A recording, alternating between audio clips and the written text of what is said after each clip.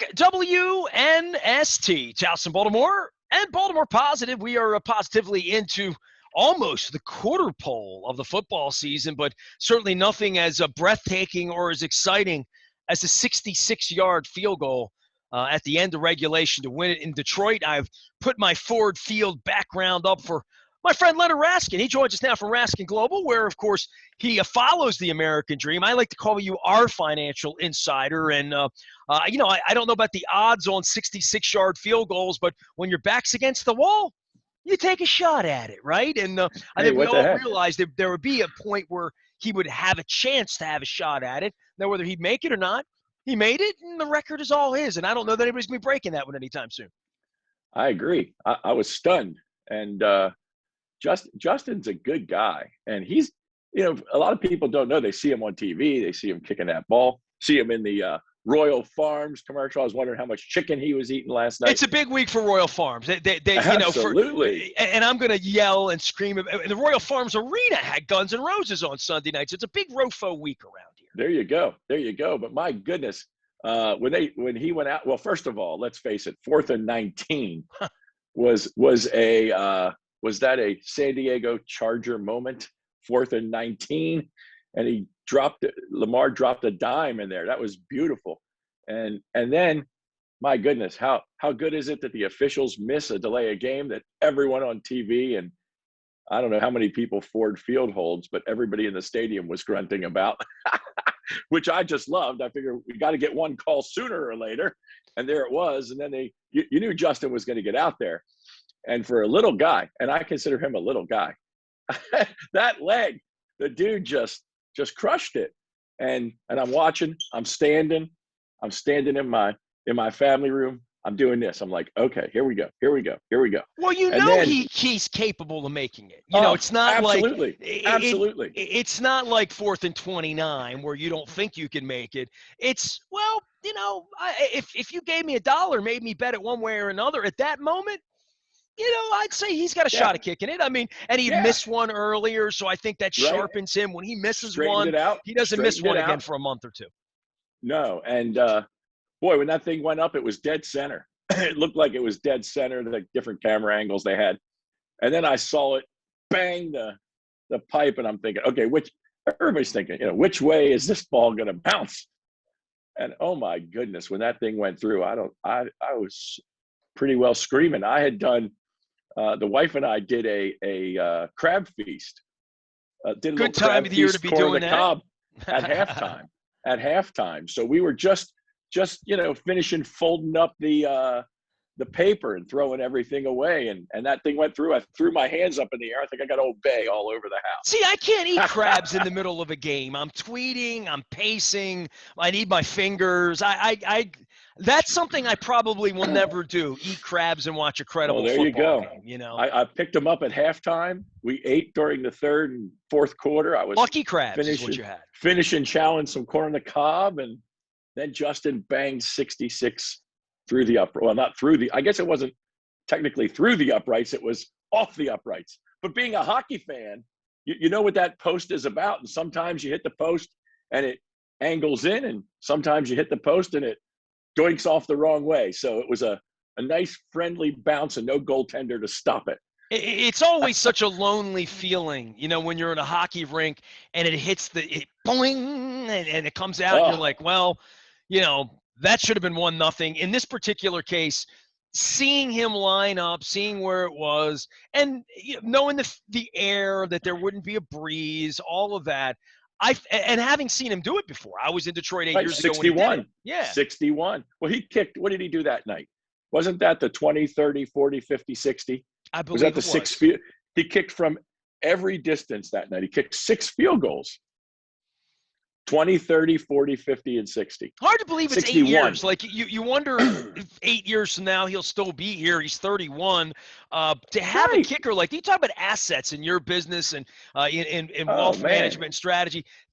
the notion, and Luke and I talked about this. I mean, they put so much into analytics and what the value of the best cornerback is, and how you have to have a left tackle to protect your quarterback, and what the value of a running back or safeties. There's always some question. Even inside linebackers now are a little devalued. You want a pass rusher, you want an edge rush, you want a left tackle, you want to give money to You want a Antonio hitter. Brown, you want to You get want a you guy need that to can have hit. tight ends.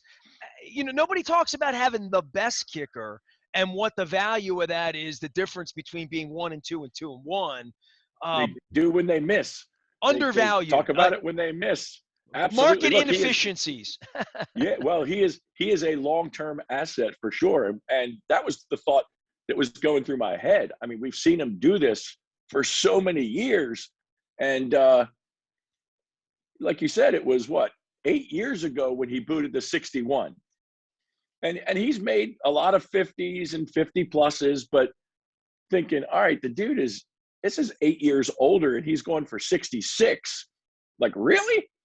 And sure enough, man, this is a long-term compounding asset that is in your favor, putting points on the board.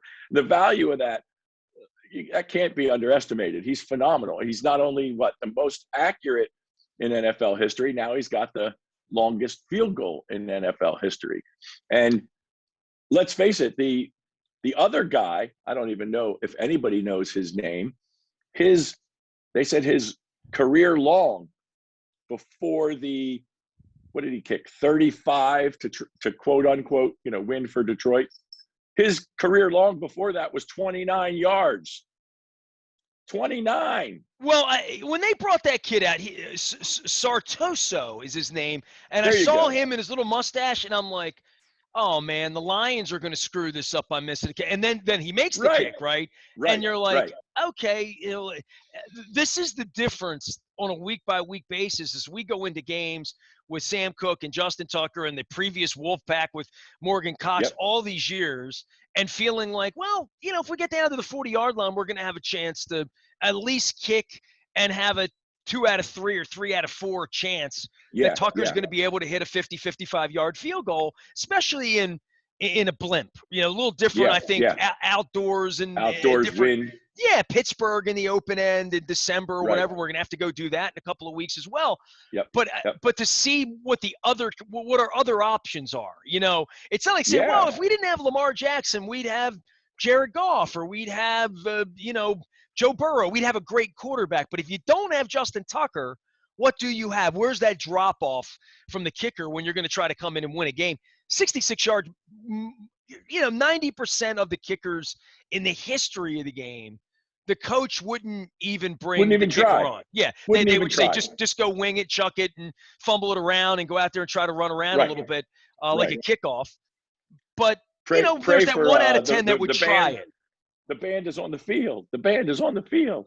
Pray for the lateral, and maybe somebody doesn't drop it and we get stopped at the 12. But instead, they march him out there, and you're thinking, not like you'd be thinking, well, it's 66 yards. What are the odds? We got it one. No problem. I knew we had a real chance. You know what I wonder? Is it Dumb and Dumber? Dumb and Dumber, right? So you're saying I got a chance. Was that the movie with that was in? That is absolutely – well, I mean, we do have a chance. It wasn't – right. So you're saying we got a chance. And there it is. Everybody says, what are the chances? Well, it's obviously 100% because he made it. Leonard Raskin is here. After the game. Harbs after the game said somebody came up to him and said, I've never seen anything like that before. He said, that's because nobody's ever done that before. Well, and a special teams coach like that as well. Leonard Raskin is here. He is Raskin Global, keeping the American dream alive and managing money, and also giving advice to folks who maybe previously weren't paying attention to their money. Give me a little update here as we get up on the end of the year and coming out of this thing. And, well, you talk to people, all along the business scope as to where we are with inflation and prices. And I've been talking crabs and crab cakes this whole period of time. But the economy and the market at this point, and the market taking a little dip last week. So some thoughts about where we are right now as we're heading into an interesting winter, I think, for America. I've been flying a little bit with the masks on and whatnot, and where the COVID levels are. Yeah, the market just keeps shrugging off everything. It's astonishing. the market is a predictor of future earnings. It's a predictor of profitability of companies in the future. And the market sees what we all see, which is proposals from the president and now in Congress for $4.5 trillion of new spending, which will cause inflation more. And you got to understand what inflation is. People think inflation is prices going up. That is what it manifests as, but what it really is the value of your dollar going down. So the purchasing power of a dollar bill becomes less. It can't buy as much goods. And if they pump in another $4.5 trillion and the Fed keeps letting the government write checks that on money we don't have. I mean, think about it. If you had a banker, if you had a checkbook and you had a banker and you said to the bank, I'm kind of out of cash, but I need to spend some more. Can you just let me write checks on money I don't have? And I'll promise that I'll pay it back sometime later.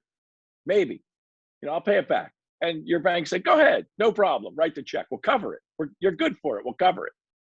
Well, that's what the Fed does for Congress. And Congress keeps raising the debt ceiling, and the Fed keeps printing more money, and the Fed keeps buying more treasury bonds, and prices of everything goes up because the value of the dollar goes down. And you got to be wary of that. But as an investor, the market has shrugged off everything. Corporate profits are running hot. Companies are passing along some of the price increase, not all of it, but corporate profits look good. And as a result, people invested in the market are making money. Last week, there was a little scare. We had a couple days where things didn't look real good. And if you got scared by that and you acted on that fear, as always, you end up on the wrong side of the equation. It's just like we're talking about the kick. You got to take bold action. And bold action, if you act, when I say act on the fear, I mean sell. If you acted on the fear and bought because the market was down, you've had a nice weak recovery. If you acted on the fear and sold, you've been sitting in cash and missed an incredible week of recovery. So you can't act on the fear in the wrong way. You have to manage through it. You have to hold long term. You have to know that your portfolio, your allocation is properly structured, and you manage to it. You don't change it because of things going on in the environment. You set the plan and you rebalance and you structure. You buy when it's low, you sell when it's high, and this too shall pass. There'll be, unless you are 63, 64 and going into retirement in the next couple years and your plan is out of whack, this president will be gone and there'll be another and another and another. Before you get to retirement, before you and I get there, there's probably at least another 4 administrations. So to act on what's happening right now in the political scene is never a good idea. Never. Your job is to make sure your plan is in place and execute on it. We talk about football here. People talk about the Ravens running game and that the plan is to run the ball. And how the heck can they do that? Well, that's their strength. They know the plan. They act on the plan and they carry out the plan. And apparently it's working pretty well because team wins. Doesn't matter how. 2 out of 3 ain't bad, as Meatloaf once That's said. right. There you go. You win. And as our friends in Los Angeles, Oakland, Vegas say, just win, baby. Saw John Gruden say after their win this past weekend that he didn't care what it looked like. He wasn't apologizing for how they won. They won. That's all that matters. You just win. And overtime of the overtime of the overtime. I sat in the Hooters and watched that. Holy cow. Holy cow. Is that something? And the fact is that in money, long-term, good strategy wins. And if you can keep the emotions somewhat in check, the markets will carry you. And that's what we got to do, because who knows what the government's going to do this one or the next one or the next one. They have small impact over the long term.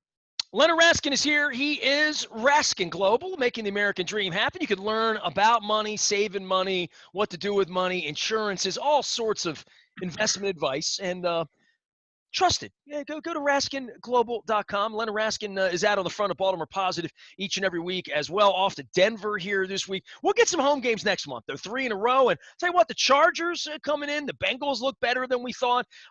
We're 3 weeks. The Broncos definitely look better than we thought. Being an undefeated team at Teddy Bridgewater as we go out there this week, it doesn't get any easier for the Ravens for sure. The home cookie Have the Broncos next month. Have the Broncos played a team with a win? Well, I mean, the Jets are sort of a B league team at this point, but they did shut them Yeah, out. So there was a point where I thought the Ravens were going to Are shut they the Lions out. Are they D2? Are they D2? The Jets? They're deplorable. 26-0. Good. Very good. Very He is good. Leonard Raskin. It is sad. It is sad. Reminder for everybody, the Maryland Crab Cake Tour is coming on Friday. It's powered up by the Maryland Lottery. Let yourself play. We're going to be at Nacho Mama's in Towson. Coming closer to your office up there in Hunt Valley, Leonard Raskin. We'll be at Nacho Mama's from 2 until 5, honoring Scunny, telling some Nacho Mama stories. I've never had the Nacho Mama's crab cake, so I'm really looking forward to doing that on Friday. I've always been a chicken taco guy and a nacho guy and a hubcap margarita guy. But on Friday afternoon, we'll be at Nacho Mama's. Next Friday, our mayor, Brandon Scott, joins us at Coco's in Lauraville. It is the Maryland Crab Cake Tour each and every Friday afternoon, right around 2 o'clock, a little late lunch, early happy hour. And the happy hour will be a little happier this week at Nacho Mama's in Towson because the Ravens are 2-1 and headed to Denver. I am Nestor. You can find me, nasty, at WNST.net. I'm on Facebook and Twitter and LinkedIn and Snapchat and anywhere the rock and roll might be this week, except the Royal Farms Arena with Guns N' Roses. We are WNST, AM 1570, Towson, Baltimore. We never stop talking. Baltimore Positive.